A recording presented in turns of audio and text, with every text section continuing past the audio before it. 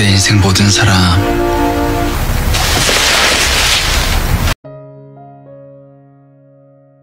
Sudah lama Jungwoo ingin membeli cincin untuk melamar Hanul karena ia sadar ia ingin hidup bersama Hanul untuk selamanya. Ia lalu pergi ke toko perhiasan untuk membeli sebuah cincin. Namun, bagaimana cara Jungwoo memberikannya kepada Hanul? Tidak mungkin kan Jungwoo memberikannya begitu saja. Tiba-tiba saat Jungwoo mencoba untuk berlatih, cincin itu malah jatuh ke bawah sofa. Tentu saja Jungwoo langsung panik. Hanul yang melihat hal tersebut lalu bertanya apa yang Jungwoo cari. Jungwoo menyuruh Hanul untuk tidak mendekat. Ia berkata jika koin 100 peraknya telah terjatuh. Hanul pun mencoba untuk membantu dengan ikut mencarinya di bawah sofa. Namun tiba-tiba saat mencoba mencari di bawah kursi, beberapa ekor kecoa langsung membuat kedua pasangan ini begitu ketakutan hingga mereka naik ke atas kursi.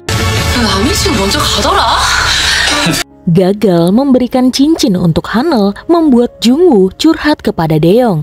Daeyeong berkata jika seharusnya Jungwoo tidak memberikan cincin untuk Hanul, mengingat Hanul baru saja menjalani profesinya sebagai asisten profesor dan sekarang Hanul sedang sibuk. Ia akan merasa terbebani jika Jungwoo tiba-tiba melamarnya. Padahal hubungan mereka masih belum setahun. Ia menyuruh Jungwoo untuk menundanya dulu dan memberikan hadiah lain sebagai gantinya. Mendengar hal tersebut, kata-kata Daeyeong ada benarnya. Alih-alih memberikan cincin, Jungwoo kembali datang ke toko perhiasan dan membeli sebuah gelang. Sampai di rumah, Jungwoo kemudian curhat dengan Bada dan juga pamannya Hanul tentang kejadian hari ini. Tapi paman Hanul malah berkata jika Hanul tidak menyukai gelang. Dulu saat pertama kali menjadi dokter, Hanul pernah dihadiahi gelang emas oleh ibunya. Namun karena sering melakukan operasi, akhirnya gelang tersebut jadi jarang dipakai dan malah dijual Bada, yang mana akhirnya Bada dipukuli oleh ibunya. Jungwoo baru sadar gelang memang tidak cocok untuk seorang dokter,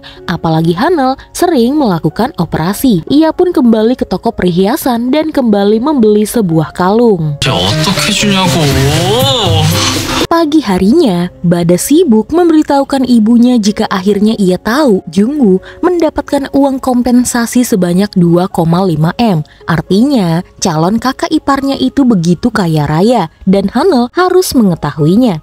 Sebenarnya, Hanul sudah lama mengetahui hal tersebut, tapi ia tidak mau ikut campur dengan keuangan kekasihnya. Ibu mereka juga langsung memarahi Bada karena hal tersebut sungguh tidak pantas. Bada malah mengkhawatirkan uang milik Jungwoo. Lalu pagi itu, Hanul menemui Jungwoo. Ia punya waktu sekitar 15 menit untuk bisa bersama Jungwoo sebelum pergi ke rumah sakit. Hanul lalu menyuruh Jungwoo untuk waspada karena sekarang Bada tahu Jungwoo memiliki banyak uang dan jangan sampai Jungwoo memberikan adiknya itu uang. Baru saja Hanul memberitahukan hal ini, tiba-tiba Jungwoo mendapatkan pesan dari Bada jika ia mencintai Jungwoo. Jungwoo menyuruh Hanul untuk tidak mengkhawatirkannya. Ia hanya ingin Hanul fokus pada pekerjaannya saja. Lalu tidak lama kemudian Bada datang ke atap rumah Jungwoo. Ia sedikit terkejut karena kakaknya ternyata juga ada di sana. Ia datang ke rumah Jungwoo dengan alasan membawakan Jungwoo sarapan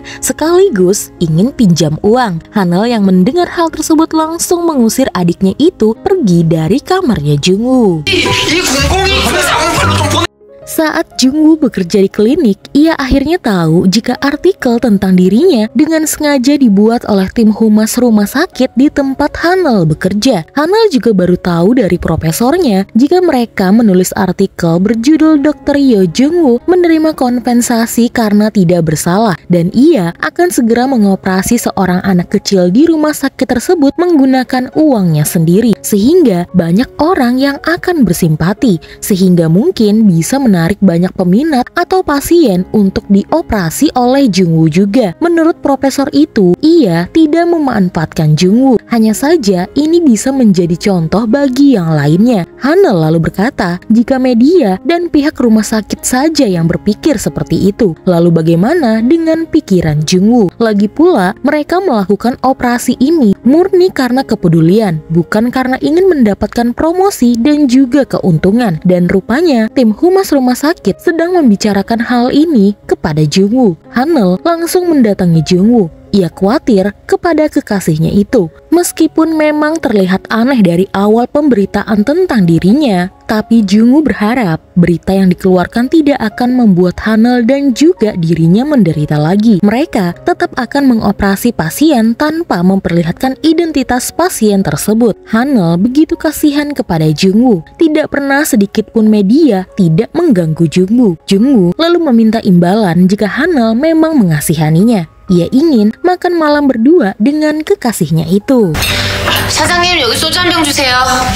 Saat makan malam, bukannya memberikan privasi berdua kepada Hanul dan Jungwoo, Hongran malah datang mengganggu karena ia ingin curhat dengan Hanul. Hongran bingung dengan perasaannya kepada Daeong. Saat hubungannya sudah mulai istimewa, tiba-tiba ia malah melihat Daeong dicium oleh perawat Do. Meski tidak sengaja, tapi dari sana ia tahu ada hubungan spesial di antara Daeong dan juga perawat Do, dan hal tersebut membuat Hongran menjadi tidak nyaman. Tapi Hongran sadar ia menyukai Daeong, hanya saja statusnya sebagai seorang ibu, apakah ia masih pantas memulai hubungan yang baru lagi? Sambil mendengar cerita dari Hongran, Hanul sudah banyak menegak alkohol. Ia ingin malam itu mabuk bersama dengan sahabatnya, dan benar tidak lama kemudian Hanul dan Hongran sudah mabuk dan Jungwoo kewalahan mengurus mereka berdua. Untungnya, Jungwoo menelpon Daeong dan Daeong dengan cepat datang untuk membantu. Sementara Jungwoo menggendong Hanul, Daeong menggendong Hongran pulang ke rumah. Sampai di rumah, Jungwoo dibantu oleh ibunya Hanul untuk membawanya ke kamar Hanul. Ibunya begitu khawatir kepada putrinya itu karena tiba-tiba Hanul pulang dalam keadaan mabuk berat. Saat mabuk, Hanul menelpon seseorang yang rupanya adalah ibunya sendiri. Dia berkata jika ia tidak bisa pulang ke rumah karena sedang lembur. Lalu setelah menutup teleponnya sambil mabuk, Hanul berkata kepada Jungwoo jika ia baru saja berbohong kepada ibunya agar ia bisa menginap di rumah Jungwoo. Sontak saja hal tersebut membuat kecanggungan di antara ibu Hanul dan juga Jungwoo. Sementara itu, Daeong dan Hongran mencoba meluruskan permasalahan di antara mereka berdua. Sebenarnya, Hongran tahu perawat Do dan Daeong tidak mempunyai hubungan apa-apa. Hanya saja, saat ini ia sedang galau dengan perasaannya kepada Daeong. Sewaktu ia berpisah dengan mantan suaminya, ia berkata tidak akan pernah lagi jatuh cinta dan ada anak yang harus ia urus. Tapi setelah bertemu dengan Daeong, ia pelan-pelan mulai menyukai Daeong yang peduli dan juga sering membantunya. Tapi Hongran takut jika ia terlalu terlena dengan perasaannya, apakah mungkin ia akan terluka lagi.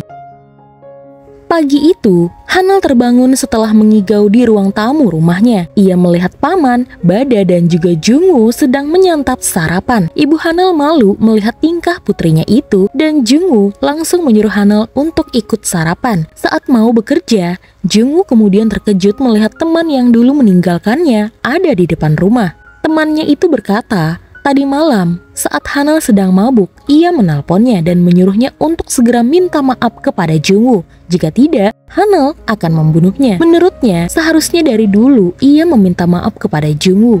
Sebenarnya sudah lama ia ingin sekali menghubungi Jungwoo, namun ia takut Jungwoo menolak dan membencinya. Untung saja Hanul menelponnya dan ia punya kesempatan untuk meminta maaf. Bahkan ia ingin sekali berlutut di hadapan Jungwoo.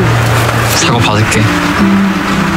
Lalu, Jungwoo menerima telepon dari tim humas rumah sakit jika mereka meminta maaf telah mempublikasikan berita operasi yang akan dilakukan oleh Jungwoo dan memberitahukan identitas pasien tanpa persetujuan Jungwoo terlebih dahulu. Mereka tidak akan melakukan hal tersebut karena Hanul kemarin berkata kepada mereka jika mereka tetap melakukannya, maka Jungwoo dan Hanul akan mundur dari operasi tersebut. Jungwoo juga ingat jika tadi malam saat Hanul mabuk, Hanul berkata kepada dirinya jika ia sedih melihat Jungwoo selalu menderita. Dulu membayangkan Jungwoo duduk sendirian di kursi terdakwa membuat Hanul begitu bersedih. Jungwoo dibenci padahal tidak bersalah dan juga pada saat itu ia kehilangan teman-temannya dan hidupnya menjadi hancur. Sekarang jika ada yang menyakiti Jungwoo lagi, maka Hanul tidak akan diam saja. Hanul tidak akan segan-segan membalas mereka semua.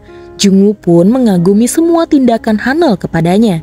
Hanya saja, menurut Jungwoo, Hanul salah soal satu hal. Saat terpuruk, Jungwoo tidak begitu menderita. Justru ia lebih bahagia. Hanel telah mengajari cara mengurangi rasa sakit, belajar melupakan kesedihannya, dan menggantikannya menangis karena rasa sakitnya. Hal tersebut membuat Jungwoo percaya dengan kekuatan kehangatan dari Hanel. Jadi Jungwoo juga ingin memberikan kehangatan yang ia terima kepada orang-orang yang membutuhkan dengan caranya sendiri. Salah satunya mengoperasi pasien anak-anak itu dengan uangnya sendiri.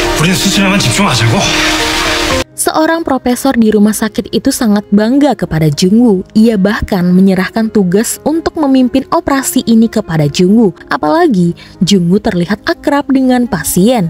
Awalnya Jungwoo merasa ragu apakah ia bisa melakukannya. Tapi dengan yakin Jungwoo lalu berkata jika ia akan memimpin operasi ini dengan baik. Mulailah Jungwoo membuat tanda di bagian yang akan dioperasi pada wajah anak tersebut. Setelah itu, operasi pun dimulai dengan pembiusan yang dilakukan oleh Hanel. Setelah itu, Jungwoo masuk ke dalam ruang operasi dan kemudian melakukan serangkaian pembedahan. Di tengah-tengah operasi, ada insiden terjadi, di mana pasien mengalami cedera paru dan kemudian pendarahan kecil pun terjadi. Jungwoo mencoba untuk tetap tenang dan menanyakan vital pasien kepada Hanel. Akibat insiden ini, mereka juga membutuhkan dokter bedah jantung. Dokter yang bertanggung jawab memeriksa keadaan pasien dipertanyakan mengapa pasien sudah memiliki bekas luka pada paru-parunya, padahal dalam catatan ronsen tidak ada masalah apa-apa. Tiba-tiba, Hanel berkata jika saturnasinya menurun dengan cepat. Untungnya dokter jantung datang dan saat ia memeriksa pasien itu, rupanya anak itu pernah menderita TB. Dan Hanel langsung teringat dengan catatannya jika ibu pasien ini pernah memberitahukan jika anaknya sering mengalami batuk dalam 3 tahun terakhir. Maka benar,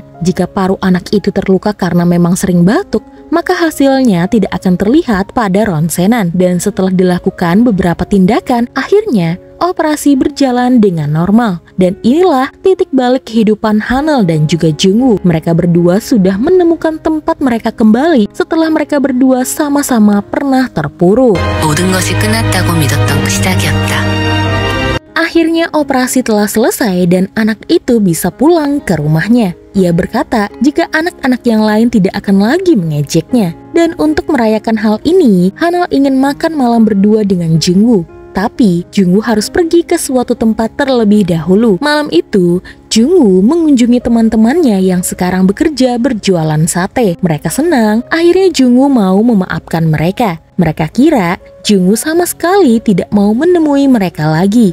Sebenarnya memang Jungwoo berniat seperti itu, mengingat apa yang telah teman-temannya itu lakukan kepadanya. Tapi jika dipikir-pikir lagi, Jungwoo tidak mempunyai teman kecuali mereka berdua. Teman Jungwoo mengaku tindakannya memang salah. Ia sudah seperti mengkhianati Jungwoo. Namun pada saat itu, pacarnya sedang hamil dan ibunya terkena kanker. Makanya ia butuh uang dan malah menyalahkan Jungwoo karena bisnis mereka hancur. Setelah itu Hanel pun datang dan bergabung bersama mereka. Mereka heran kenapa sekarang Jungwoo dan Hanel selalu bersama. Dan di sana Jungwoo mengakui jika mereka berdua sudah berpacaran. Teman Jungwoo tidak heran mengingat Hanel memang wanita yang sangat cantik. Bahkan salah satu teman Jungwoo mengakui jika waktu mereka sekolah, ia juga naksir dengan Hanel. Ia bahkan sempat mengajak Hanel berkencan, tapi Hanel tidak memperdulikannya dan ia malah dimarahi oleh guru.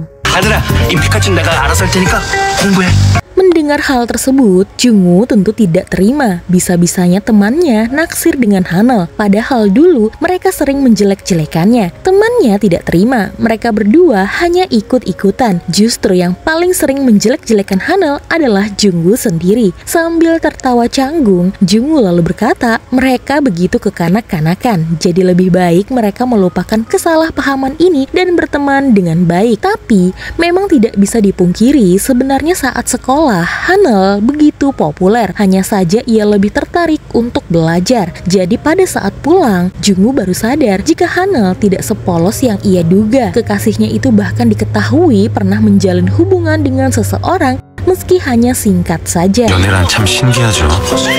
Sementara itu, pada malam itu Daeyeong sedang bingung apa yang harus ia katakan kepada Hongran agar Hongran percaya dan menerima cintanya tanpa harus merasa takut dia akan menyakiti Hongran. Ia ingin mengirim pesan kepada Hongran, tapi putrinya selalu mengirimnya pesan untuk minta dipesankan makanan. Jadi Daeyeong pada saat itu frustasi dan tiba-tiba malah salah mengirim pesan. Pesan cinta yang harus ditujukan kepada Hongran malah ia kirim kepada putrinya sendiri. Dan akhirnya putrinya mengetahui jika ayahnya menyukai seseorang. Putri Daeyeong lalu bertanya apa wanita yang ayahnya sukai adalah wanita yang sama yang membelikannya makaron, membelikannya pakaian dalam, dan juga menyuruh ayahnya untuk menaikkan uang sakunya.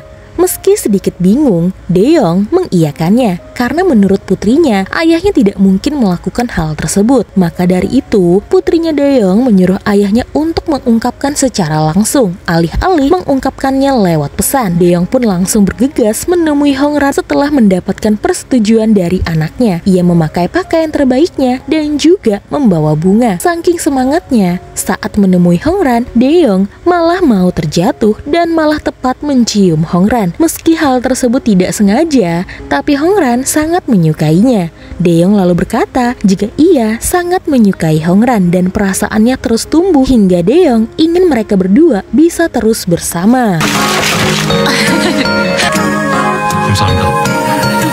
Pada malam itu, Hanul dan Jungwoo masih berdebat tentang siapa yang lebih populer di antara mereka berdua. Jungwoo yang dulu populer dengan neotubnya dan Hanul populer di kalangan para pria. Setelah itu, Hanul bertanya apa Jungwoo tidak ingin pindah rumah. Sekarang Jungwoo punya uang dan penghasilan. Tinggal di rumah atap ini bisa membuat Jungwoo merasa tidak nyaman. Tapi Jungwoo tidak mau melakukannya. Ia lebih nyaman tinggal di sini karena bisa bertemu dengan Hanul. Lagi pula, Jungwoo dekat dengan keluarga Hanul yang sudah ia anggap seperti keluarganya sendiri.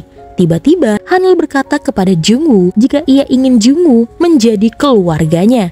Jungwoo langsung terkejut dan merasa saat ini Hanul sedang melamarnya. Ia bahkan melukai tangannya yang pada saat itu sedang mengupas sebuah apel. Hanul yang melihat hal tersebut langsung membuka laci Jungwoo untuk mencari perban. Tapi di sana, ia malah menemukan banyak perhiasan yang dibeli Jungwoo untuk dirinya. Jungwoo berkata, ia bingung yang mana yang Hanul suka, makanya ia membeli semuanya. Ia juga bingung bagaimana cara dia memberikannya kepada Hanul, sehingga dengan terpaksa Jungwoo hanya menyimpan di dalam lacinya saja. Hanul lalu tertawa, namun ia lebih memilih untuk mengobati jari kekasihnya terlebih dahulu.